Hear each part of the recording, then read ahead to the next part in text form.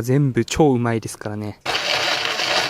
皆さんこんばんは、ホモサピです。ザリガニっているじゃないですか。あれエビですよね。でもなぜか人間の料理にあんまり使われないんですよ。多分ザリガニの美味しさをみんな舐めてるからだと思うんですけど、ザリガニってマジでうまいんですよ。仕方がないので今日はザリガニでエビクリームパスタを作っていこうと思います。あ、いた。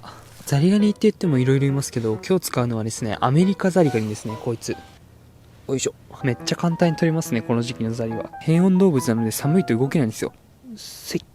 このアメリカザリガニはね、死神です。というのも、日本の冬の低水温にも耐えるしね、殻が硬いので、こいつらを食べる天敵もあんまり存在しない。そして何よりやばいのは、何でも食うこと。在来種の魚もエビも貝も水草もあらゆるものを食べ尽くしてね、最終的にはね、ザリガニしかいない死の水域へと書いてしまいます。ザリガニしかいなくなった水域では、ザリガニ同士が共食いを始めます。餌がないんですよ。ザリガニしかいないので。そうなったらもうその池は終わりですね。ザリガニがポツポツっていって、くっせえヘゾロが溜まっただけのクソドブになります。と言ってもね、こいつらが悪いわけじゃないです。こいつらはただ生きてるだけなんで。でも駆除はしないと本当にヤバい生き物なんですよね、生態系にとって。だからみんなで食えばいいんですよ。うまいから。でけえのいねえから、やっぱなんだかんだ言ってね、でかいザリガニを捕まえてる時が一番心躍るんですよ、人間っていうのは。そういう風にできてるんですよ。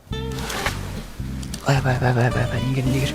逃がさんぞこのおれー、捕まえた。逃がすわけねえだろ、俺が食うんで。一日中ザリガニを取るだけの仕事とかねえかな。一生働ける気がする。でかいの取ったらボーナス。でかいでかいでかい、まあまあでかいぜお前。ほら、危ねえ危ねえけどいいよ。片足濡れたけどこのザリガニのためなら俺は全身でも濡れるぜ。ザリガニがね、1,2,3,4,5,6,7,8,9,10,11,12,13 13匹いるので、俺は前世でね13人の命を救ったっていうことになります。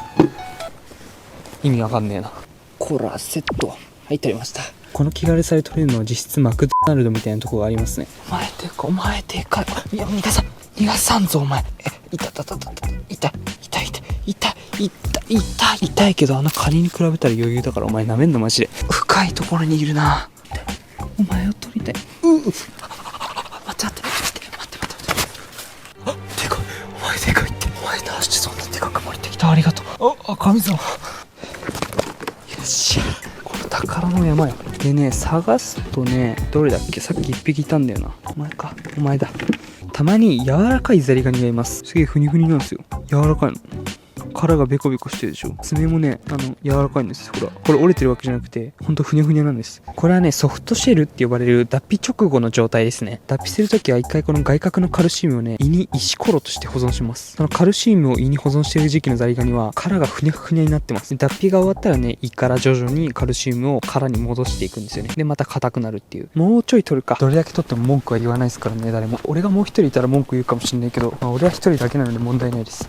シュパッ。夏の時期はね、もう少しビュンって逃げるので取りにくいんですけど、冬は楽ですね、本当に。変温動物オツって感じですね。俺らは高温動物なので、高温動物の特権を振るっていきましょう、冬に。ほら、はい、捕まえた。ほら、おい、ここにもいる。ほら、2匹ゲット。よっしゃ、はまった。いや、でかい。あ、すげえ柔らかい。こいつやばいよ。今すぐ食べたい、生で。ダメ、食べたら死ぬ。超ソフトシェル。これわかる？もうすごい柔らかいの。約20分でこれぐらい取りました。全部超うまいですからね。こいつは特定外来生物には指定されてないので、生きたまま持ち歩いて OK です。なんですけど、注意しないといけないことがあって、ザリガニはね、生態系への影響を考えると、特定外来生物にならない方がおかしいです。じゃあなんでならないのってなると思うんですけど、ザリガニがね、あまりにも短すぎるからです。ザリガニが日本に入ってきて100年近く経ちますけど、みんなザリガニ飼ったことありますよね。もしくは飼ってるの見たことありますよね。特定外来生物は飼育禁止なんですけど、すでにすごいたくさんの人が飼育してるので、今更法律で飼育を禁止ってしても、今飼ってるやつがね、自然に逃がす人がめちゃくちゃいそう。だったら規制しない方がマシっていう致し方ない理由です。だからザリガニを移動中に絶対逃がさないように持ち帰ります。まず洗います。汚ねえから。家に生き物をこする用のたわしがある人はね、それでこすってください。本当に汚いです。この溝によく泥が溜まってます。洗ったらお湯を沸かします。ザリガニをね、全部入れてみて、ひたひたになるぐらいで一回茹でます。生きたまま茹でるのちょっとかわいそうな気がするので、沸騰してから入れます。お湯を沸かしてる間に背わたを抜きます。これ視聴者さんに教えてもらったんですけど、3枚あるじゃないですか、尻尾のここの真ん中をね、ペキって折って、ピーってやると、取れますね。これで取っていきます。ってやって、ピーッと。ピーッ。上手くなったかもしれん、背わた抜くの。置く、上に折る、ねじる、抜く。背わたを抜いたらすぐお湯へダイブ。一瞬で行かせてやりましょう。ザリガニは配給虫をはじめ様々な寄生虫の宿主なので、ここでしっかり火を通します。最低10分間茹でてくださいね。お湯から取り出します。すげえ高級な香りがするんだけど、この濁ってんの全部ザリガニの出汁 100% ですからね。もうこれだけでさ、多分舐めてみると、あ、濃いわ。超濃いエビです。茹で上がったら、この身だけ取っちゃいます。残った頭はミキサーに入れて粉砕して、さらに出汁を取るので、取っといてください。もうドゥルドゥルになっちゃってますね、ソフトシェルは。遺跡っていうのが体内に入ってるので、こうやってね、触ると硬い白い石が出てきます。これがカルシウムの塊なんです。これは取んないと硬いので、これだけ取ってくださいね、食べるとき。さらに、ここをパカって割ると、よいしょ。ほら、黒いの出てくるんですよ。胃の中に入ってたものなんで、取った方が美味しくなります。パカッとすると、これも丸ごと取って捨てちゃっていいです。殻を剥いていきます。これさえやっちまえば、あとはただのエビ。これがね、ザリガニの身です。1個食べてみますね。何も味付けなしに。はい、エビです。これマヨネーズとかつけちゃってね。うめえおい、うめえなおい。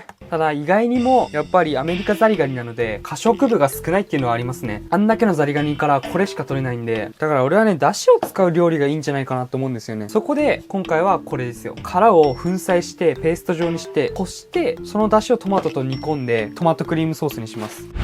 よいしょ。ちょっと水入れないと詰まるじゃないですか。そこでさっきの茹で汁です。これ捨てないでくださいね。めっちゃ出汁溶けてるので、一回ここに入れて、まあ、こんぐらいっすね。ネットでこしていきます。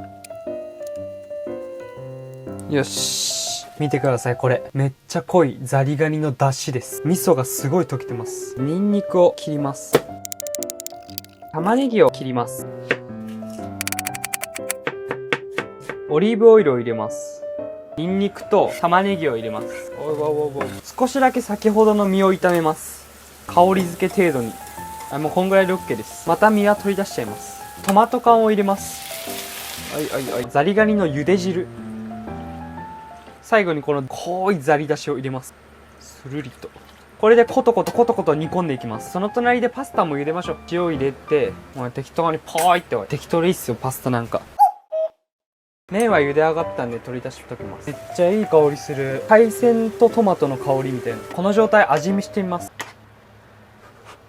もうレストラン行けます。さっき炒めた身を戻します。最後に塩コショウで味を整えて、パスタを戻します。よいしょ。完成しました。ザリガニのエビクリームパスタです。いただきます。ガチでうめえ。やば。炭酸飲みます。報われる。これ撮影に5時間かかったんですけど、この味で全て報われる。うますぎる。本当にレストランの味なんだけど。やばくね？これザリガニの身です。いただきます。エビ。マジで店出せる。自信過剰とかじゃない。ガチでうまい。しかもこれ、トマトとパスタが主役じゃなくて、マジでザリガニがドーンっているんですよ。そのザリガニの風味がね、すごい奥ゆかしくてうまいんすよ。エビを生んだ神様、ありがとう。本日も動画を最後まで見てくれてありがとうございます。ザリガニを少しでも食べたいと思ったらね、ぜひチャンネル登録して食べてください。俺はザリガニを愛しています。